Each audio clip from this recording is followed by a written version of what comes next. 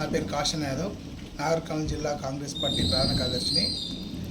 ఈరోజు షాయినగర్లో లాలు యాదవ్ పైన దాడి, ఇది గువ్వల బాలరాజు, ఆర్ఎస్ ప్రవీణ్ కుమారే ప్రోద్బలంతో ఈ యొక్క దాడి జరిగింది.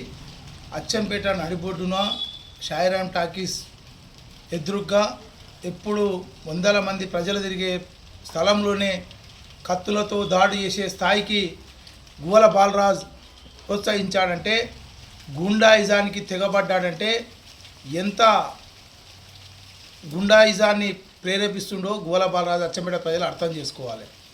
ఆర్ఎస్ ప్రవీణ్ కుమార్ మొన్న ఏమన్నాడు? గువ్వల బాలరాజు ప్రాణహాని ఉందన్నాడు. అసలు గువ్వల బాలరాజు తన యొక్క అనుచరులతోటి కాంగ్రెస్ పార్టీ నాయకుని పైన ప్రాణాలు తీయాలనే ఉద్దేశంతో ఉదయం దాడి చేయడం జరిగింది. తృణప్రాయంగా అక్కడ ఉన్నటువంటి పబ్లిక్ ప్లేస్ కాబట్టి పబ్లిక్ రావడంతో లాలు యాదవ్ ప్రాణాలతో బయటపడ్డాడు. ఈ యొక్క సంస్కృతిని తెరలేపడానికి కారణాలు ఏంటివి అనేది ఫస్ట్ మూలాలు ఆలోచించాలి. లాలు యాదవ్కు మరి ఇదే సుంకరి బాలరాజుకు వచ్చిన సమస్య.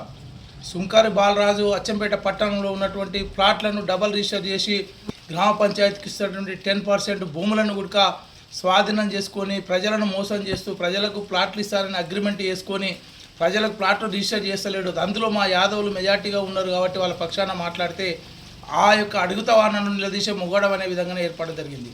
గువ్వల బాలరాజుకి ఈ దొంగ రిజిస్ట్రేషన్లు దొంగ పట్టాలు చేసుకుంటుందో నుంచి భాగస్వామ్యం ఉంది.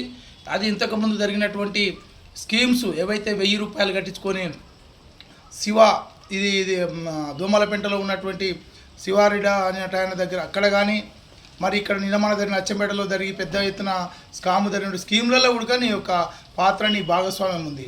అంటే దోపిడీ చేసుకురండి, నాకు వాటా ఇవ్వండి అనేది గువ్వల బాలరాజు ఆలోచన విధానం. కాబట్టి ఏదో భయభ్రాంతులను చేసి దాడి చేసి నేను ఏదో అనుకుంటున్నామేమో, కానీ ఈ యొక్క దాడులకు నిజంగా మా యొక్క డాక్టర్ వంశీకృష్ణ యొక్క క్రమశిక్షణ చట్టం తన పని తను చేసుకోపోతుంది, చట్టాన్ని చేతులకు తీసుకోవద్దని మాకు ఆదేశాలు ఇచ్చాడు. కాబట్టి మా యొక్క డాక్టర్ వంశీకృష్ణ గారి యొక్క ఆదేశాలకు ఆయన అడుగేయాలి, ఆయన యొక్క ఆలోచన విధానాన్ని మేము కట్టుబడి ఉన్నాం. కాబట్టి మేము ఏమాత్రం కూడా మా యొక్క నాయకుని ఇచ్చినట్టు స్ఫూర్తితో పనిచేస్తున్నాం. కానీ గువ్వల బాలరాజు మా సార్ ఒక్కసారి చిటికేస్తే మరి ఏమవుతుందో ఒకసారి ఆలోచించాలని తెలియజేస్తున్నాను.